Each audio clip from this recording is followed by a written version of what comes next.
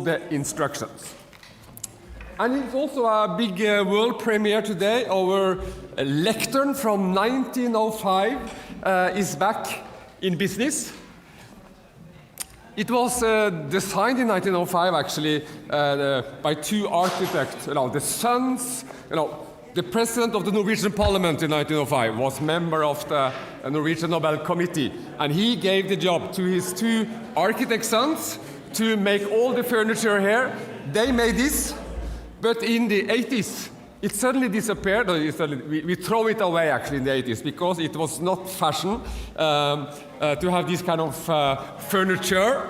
The lectern mysteriously disappeared. And then in 2000, we were contacted by a bar owner all up in Finnmark, north of Norway, small village, 1,200 people, who used this as a bar in his bar. We were asked if we want to buy it back, and we bought it back in 2000. So we fixed it. So the historic 1905 lectern will once again be a part of this historical moment. So from 1905, bar, back here. So that's also breaking news today. So 11 o'clock, the happy news will be announced. Thank you.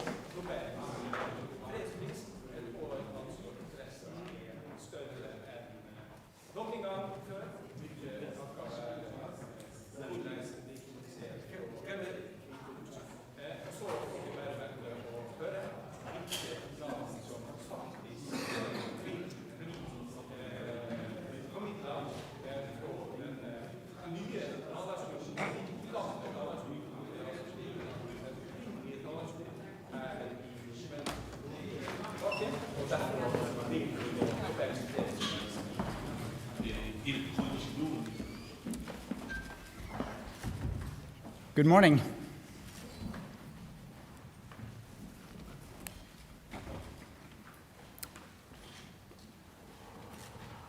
The Nobel Peace Prize for 2025 goes to a brave and committed champion of peace, to a woman who keeps the flame of democracy burning amidst a growing darkness. The Norwegian Nobel Committee has decided to award the Nobel Peace Prize for 2025 to Maria Corina Machado.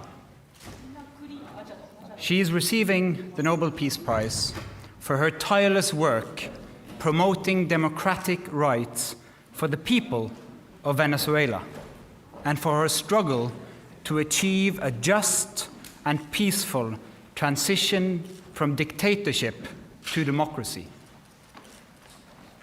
As the leader of the democratic forces in Venezuela, Maria Corina Machado is one of the most extraordinary examples of civilian courage in Latin America in recent times.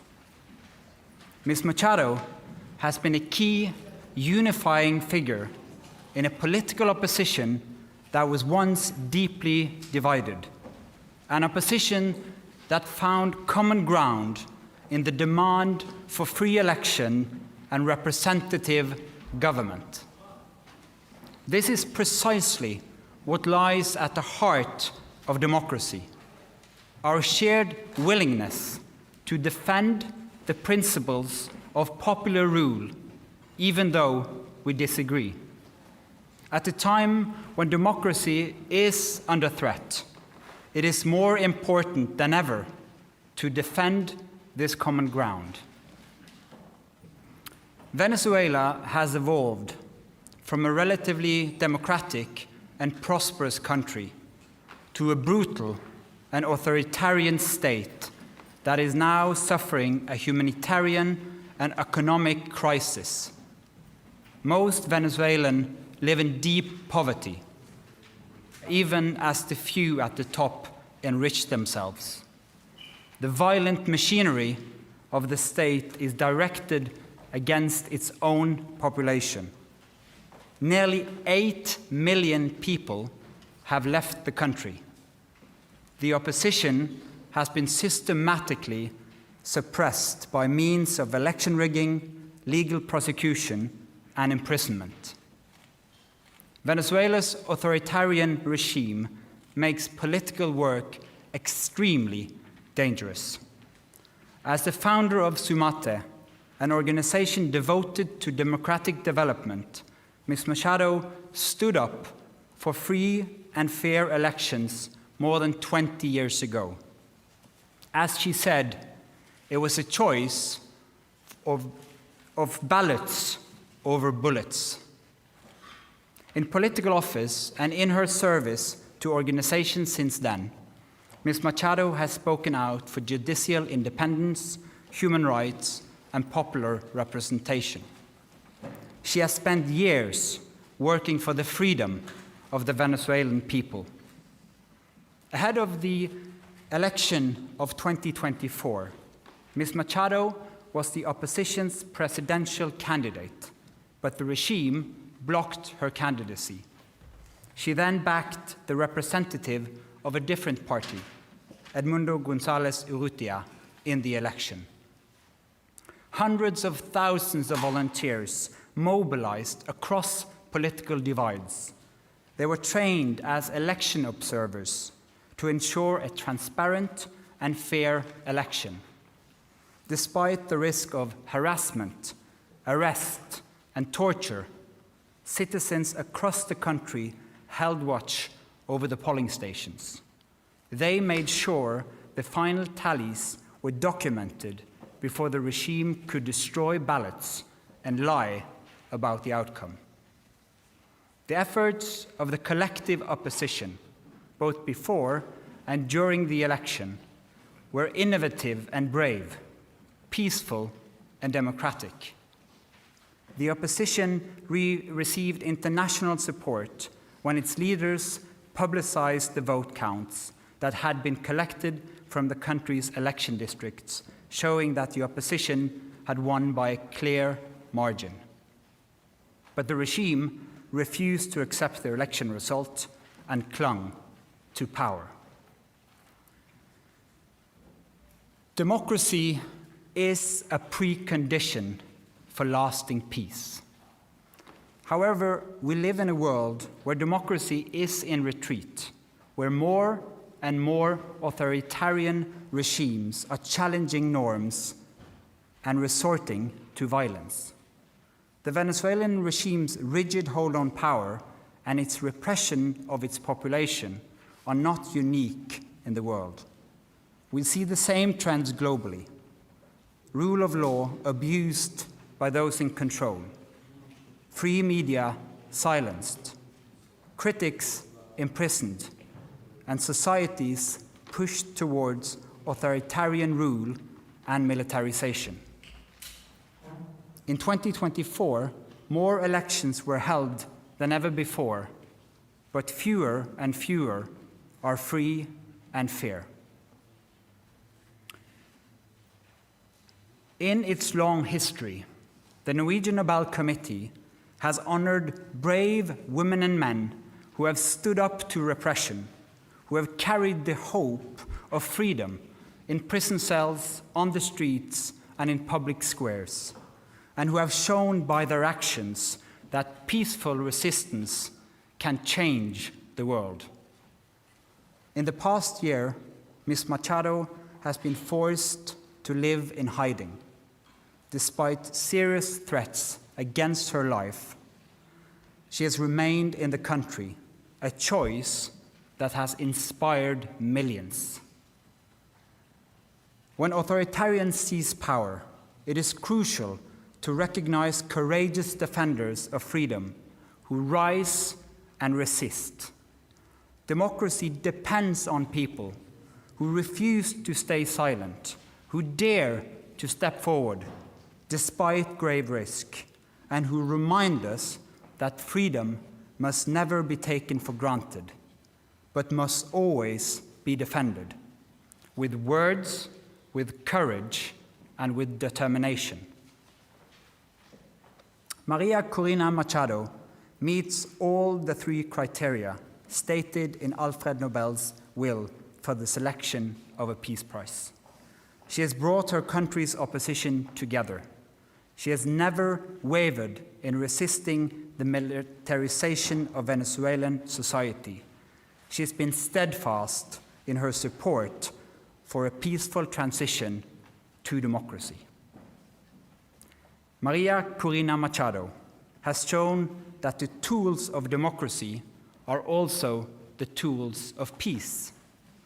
She embodies the hope of a different future, one where the fundamental rights of citizens are protected and their voices are heard. In this future, people will finally be free to live in peace. Thank you. Questions? Mr. Chair, the attention this year has been a bit further north. How are you as a committee going to make sure that the topic of this year's Peace Prize, democratic development in Venezuela, is highlighted in the days and weeks to come? First and foremost, we hope to get your help, because the media obviously plays an important role in highlighting the humanitarian crisis in Venezuela, but first and foremost, the immense and impressive work of the opposition in that country, so that they will still have hope to fight for a future of freedom for their country. Congratulations to Maria Corina Machado and the committee on the decision. But during the past months, US President Donald Trump has repeatedly said he deserves the Nobel Peace Prize and he'd like to have it. He even said that it would be an insult to the United States if he doesn't get it. What does as the chairman of the Nobel Peace Prize Committee think of this, and how has this campaign-like activity by the president and his supporters, domestically and internationally, affected the deliberations and the thinking in the committee? In the long history of the Nobel Peace Prize, I think this committee have seen any type of campaign, media attention. We receive thousands and thousands of letters every year of people wanting to say what for them leads to peace. This committee sits in a room filled with the portraits of all laureates, and that room is filled with both courage and integrity. So we base only our decision on the work and the will of Alfred Nobel. Hello, Bibiana Piena from the Norwegian News Agency. As you state in your explanation, more and more countries are moving in a more autocratic direction. Would you say that the committee, by this prize, is sending a warning to the world? Living in a world where we have less and less democracies and more authoritarian regime means that the world is also getting more unsafe. And we believe that peace, democracy is a precondition for peace. And so, yes, that is the message to the world. We need to support the democratic forces also on behalf of peace. Thank you. Mieszko Czarnecki, the Polish press agency PAP. This is the next Nobel Peace Prize in recent years when woman has been awarded. Do you feel that women all over the world and in certain countries play a significant or a certain role protecting democracy, taking into consideration the Iranian activist from 2023 and Venezuelan democracy protector that has been just announced as a laureate? Thank you. Thank you. As quoted in the announcement texts, in the long history of the prize, brave women and men from around the world have stood up against repression again and again. That is a key element of the Peace Prize, and we've seen it once again, that Maria Machado has been a unifying leader of the opposition in Venezuela, and what they did in the election of 2024 was incredible, and it gives hope to an entire country. Mr. Chairman, Christopher Ronenberg from Aftenposten. We've seen in previous years that awarding the Peace Prize to dissidents can put their lives at more risk than it already is. You mentioned yourself that she has been in hiding for quite some time. What considerations have you made when it comes to her safety and security now that she has become more exposed because of this Peace Prize? You're now touching upon some of the absolutely most difficult dilemmas in the work of the committee. This is the discussion we have every year for all candidates, particularly when the person who receives the prize is in fact in hiding because of serious threats to her life. She is very active in Venezuela, has been and will be. And so we are also taking the consideration that this prize will support her cause and not limit it. Thank you. Do you expect to see her in December in Oslo? Again, a question of security. It's too early to say. We always hope to have the laureate with us in Oslo, but this is a serious security situation which needs to be handled first. Thank you. Then I'll say thank you so much for your questions. Thank you for coming, and we'll have individual interviews.